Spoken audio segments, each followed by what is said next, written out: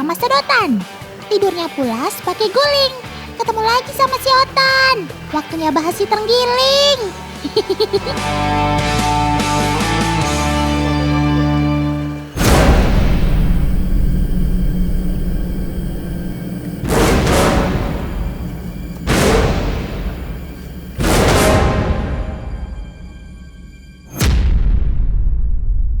Aduh, kenapa ini? Ada apa ini? Baru juga mulai, kok udah rusuh begini sih? Ya ampun.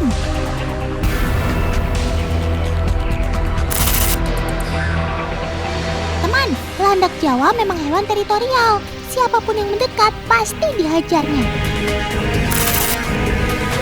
Termasuk sobat Otan yang malang ini. Aduh, Otan gak tega liatnya.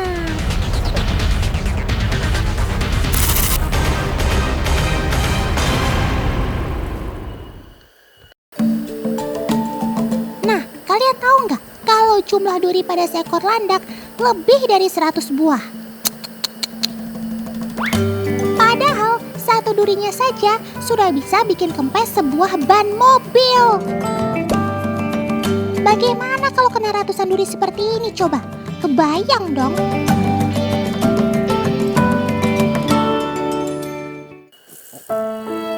Otan benar-benar nggak tega deh lihat terengilingnya ditusuk-tusuk begitu. Wah, please stop, stop. Sudah dong, Dak. Otan tahu kamu memang teritorial, tapi kan terengilingnya juga nggak salah apa-apa. Dia cuma numpang lewat.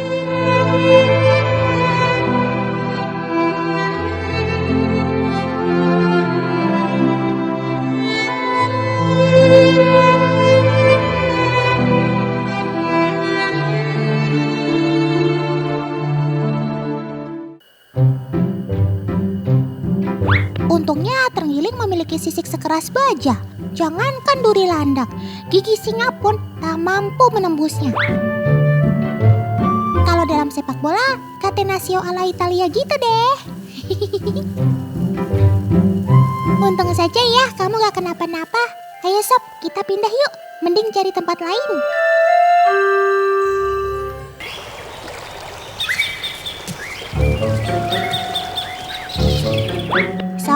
Sob, kamu mau kemana lagi? Hati-hati sob, banyak pemburu berkeliaran.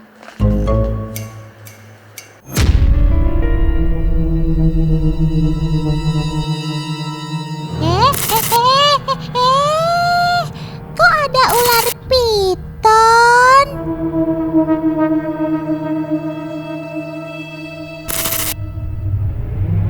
Ini sih lepas dari kandang harimau, masuk ke kandang buaya.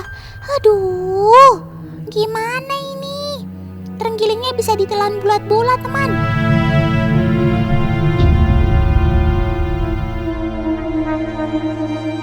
Kalau ketemu ular piton begini, sisik sekeras apapun bakalan percuma. Soalnya si piton bisa dengan mudah menelan terenggilingnya hidup-hidup.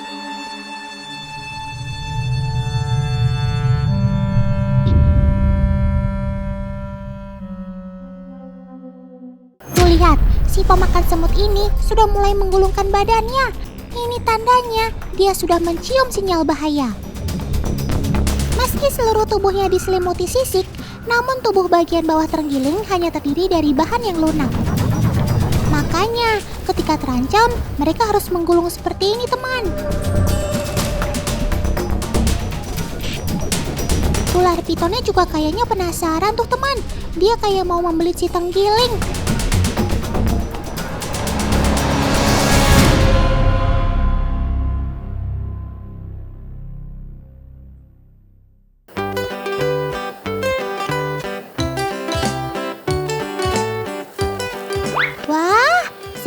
Ularnya tidak tertarik untuk memangsa si terenggiling ya teman.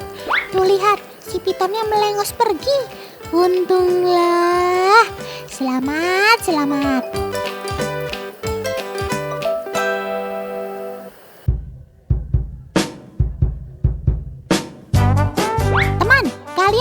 sudah tahu dong kalau si mamalia berukuran 30 cm ini adalah pemakan semut. Nah, kalau sedang makan, si terenggiling akan selalu memilih lubang-lubang semut seperti ini. Lidah lengket super panjang yang dapat mencapai 70 cm memang sangat membantu di medan yang sulit seperti ini. Terenggiling memang akan mencari semut langsung ke sarangnya, teman. Emang gak takut digigit, sob? Ya enggak lah, kan matanya akan menutup ketika makan. Lagi pula, semut-semut tersebut akan langsung ditelannya. Yap, si terenggiling memang tidak memiliki gigi, teman. Hei, ngapain kamu? Mau berenang? Please, tahu diri dong. Kan kamu berat sekali, sob. Jangan panik, teman. Meski mempunyai sisik yang berat, si manis ternyata jago berenang juga loh. Saat berenang, terenggiling akan mengayuhkan kakinya untuk memecah arus sungai. Sedangkan ekornya berfungsi seperti gayung kapal yang membantu kapalnya tetap berada di permukaan.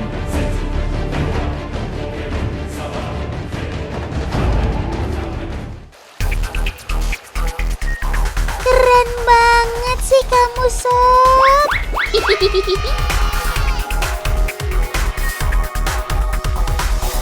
Oh iya teman, karena populasinya yang kian menurun, pada tahun 2012 telah ditetapkan World Pangolin Day atau Hari Terenggiling Sedunia. Tepatnya hari Sabtu di minggu ketiga bulan Februari.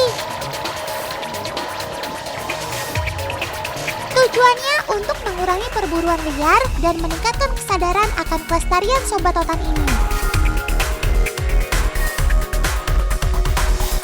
Semoga kamu selalu terjaga ya, sob.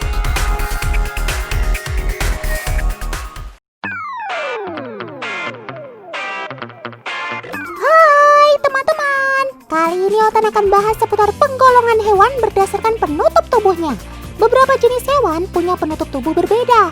Dan pastinya dengan fungsi utama sebagai pelindung tulang atau organ dalam tubuh mereka.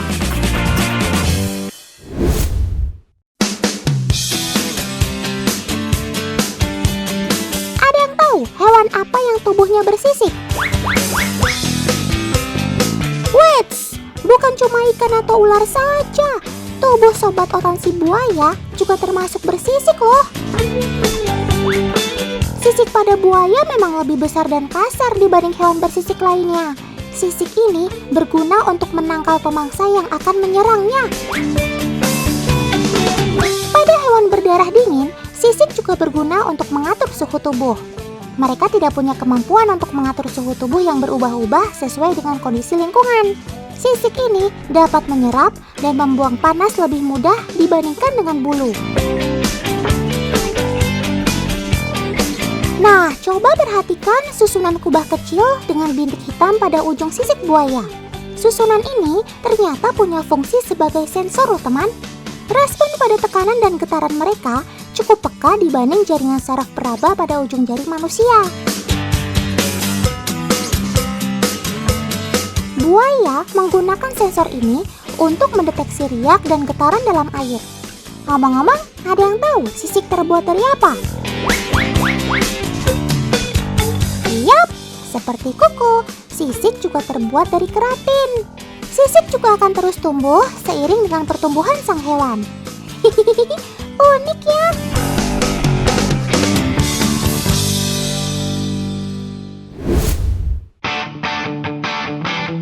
Oke, kita lanjut pada hewan yang berbulu.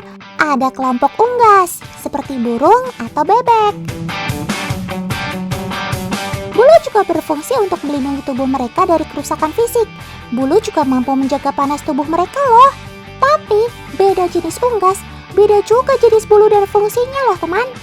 Bulu pada burung bukan hanya sebagai pelindung tubuh. Bulu-bulu pada sayap juga berfungsi untuk membantunya terbang. Khususnya pada bagian sayap dan ekor, biasanya bentuk bulu cukup panjang, besar, dan kuat. Dengan bulu seperti ini, burung mampu melewati tekanan udara dengan baik. Sedangkan bulu pada bebek memiliki kelenjar minyak yang membuat air tidak mampu meresap ke dalam bulu. Lihat saja saat bebek berenang, bulu tubuhnya tetap kering kan? Nah, kelenjar minyak pada bulunya itu juga mampu membuatnya tetap terasa hangat meski saat sedang dingin-dingin di air.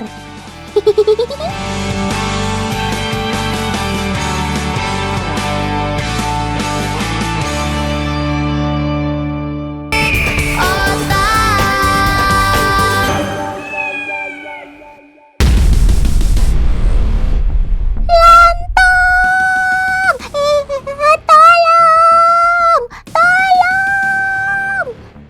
Itu paman penyelam, kenapa kalian serbu rame-rame begitu, Sob? Ada masalah apa ini? Sudah, hentikan pertikaian ini, Sob. Coba kalian selesaikan dengan cara musyawarah dan mufakat. Jangan beraninya keroyokan begitu dong.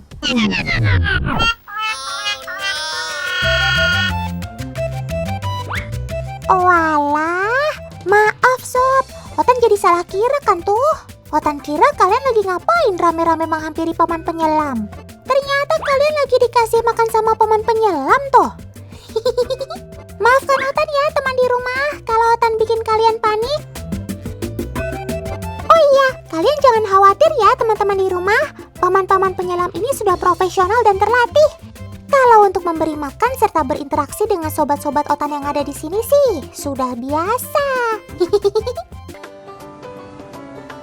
For your information teman di rumah, karena kondisi pandemi yang sedang melanda dunia, saat bepergian maupun mengunjungi tempat wisata edukasi seperti ini, jangan lupa untuk tetap mematuhi protokol kesehatan ya. Kayak si gini nih, cuci tangan yang bersih, dicek suhu tubuhnya, dan menggunakan masker agar kita selamat dan senang bareng-bareng.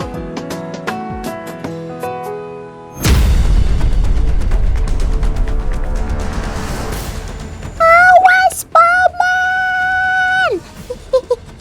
Itu kan sobat Otan si ikan hiu. Ikan predator yang punya gigi tajamnya minta ampun. Hati-hati paman. Aduh, jantung Otan dibikin jadi deg-degan lagi kan.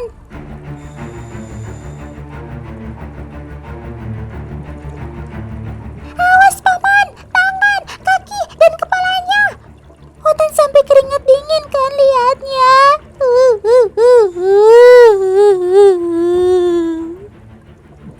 Lah, awas paman, si ikan pari barongsainya suka ikutan jahil tuh minta makannya. Aduh Sob, kasihan kan pamannya, sampai jatuh begitu gara-gara kamu seruduk minta makan. Untung paman penyelamnya udah jago dan tenang menghadapi kalian yang gak santuy kalau makan. Bercanda ya Sob.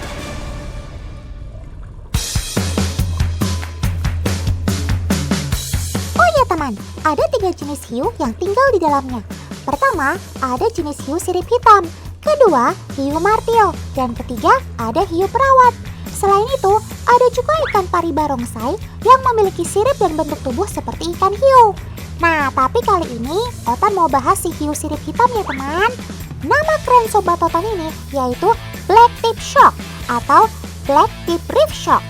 Artinya, sobat Otan yang satu ini memiliki ciri khas corak warna hitam di setiap bagian siripnya. Sobat Otan ini merupakan puncak predator di perairan karang yang dangkal. Hal ini dikarenakan habitat aslinya yang berada di daerah terumbu karang pada kedalaman 2 hingga 10 meter. Sobat Otan ini umumnya berukuran sekitar 1,5 meter, tapi tidak menutup kemungkinan ada juga yang mencapai 2,8 meter dengan berat hingga 123 kg. Otan kalah gede sama kamu, Sob. Saat makan, sobat Otan ini tidak segan untuk mengoyak mangsa dengan gigi tajamnya loh teman. Aduh, kebayang deh seremnya gigi-gigi tajam kamu, Sob.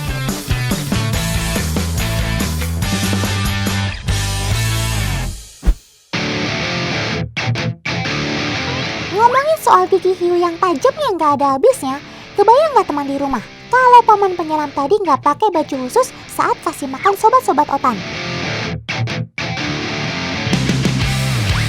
Nah, mumpung ada Kak Yesi nih, kita intip yuk seperti apa baju khususnya yang dipakai paman penyelam.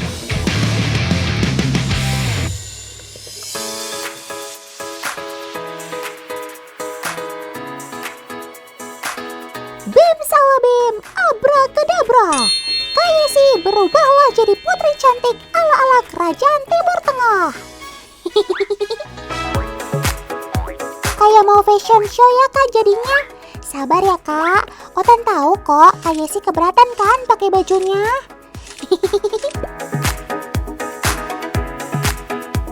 Wajar aja teman, shark suit ini beratnya bisa mencapai 15 kg. Terbuat dari bahan stainless steel, pakaian ini memang dirancang khusus untuk melindungi gigitan ikan hiu yang sangat tajam. Jadi wajib banget buat paman penyelam pakai baju shark suit ini sebelum kasih makan sobat-sobat Otan.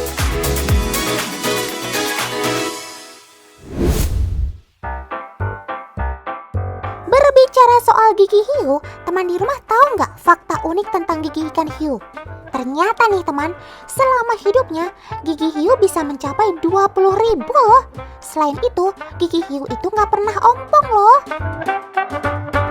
Sejak kecil hingga dewasa kelak, jika ada gigi hiu yang telah usang atau copot, dalam kurun waktu 24 jam kemudian, gigi hiu yang copot itu akan segera tumbuh kembali loh teman.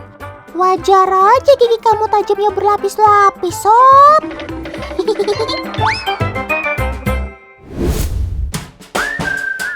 Kali ini Otan mau melakukan uji coba penglihatan dan penciuman kepada si hiu sirip hitam.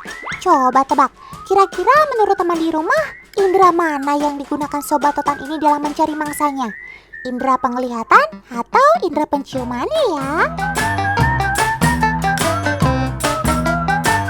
Ayo Kak Yesi, bantu Otan dan teman di rumah menemukan jawabannya.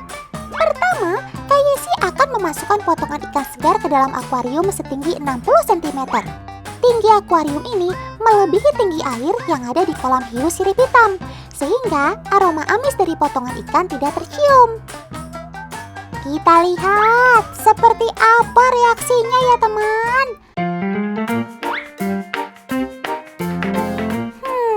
Pada kemana kalian sob? Kok nggak ada yang mendekat? Kenapa kalian pada cuek sih sob? Itu kan makanan favorit kalian. Terbukti sudah. Sepertinya kalian tidak tertarik jika hanya melihatnya saja. Oke Kak Yesi, kita coba percobaan kedua. Kali ini Kak Yesi akan memasukkan potongan ikan segar ke dalam toples yang akan tenggelam di dalam kolam hiu sirip hitam. Dan ini tentu ditambah dengan aroma amis yang kita sudah bungkus dalam plastik kecil.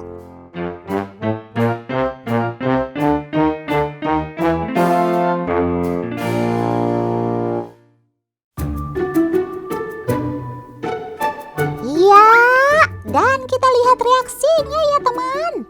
Perlahan tapi pasti, si hiu sirip hitam mulai mendekat ke toples yang berbau amis teman. Sesekali ia mengitari toples, dan kini bahkan si ikan penasaran dengan isi di dalam toples.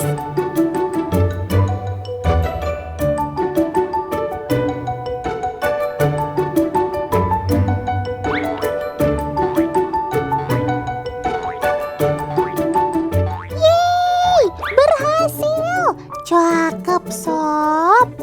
Dari uji coba ini terbukti, hiu mengandalkan indera penciumannya yang tajam untuk mencari makan.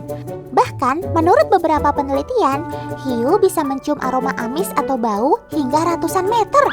Namun dengan catatan, itu semua tergantung bagaimana kondisi arus air laut dan jarak hiu dari sumber aroma amis. Oh iya, Otan juga mau ingatkan teman di rumah nih, untuk selalu waspada jika bertemu sobat Otan yang satu ini di lautan ya. Terakhir, Otan juga mau kasih tahu hal penting lagi nih sama teman di rumah. Meski sobat Otan ini top predator alias pemangsa puncak di lautan, kita tetap harus melestarikan ikan hiu ya teman, agar ekosistem laut juga tetap seimbang dan terjaga.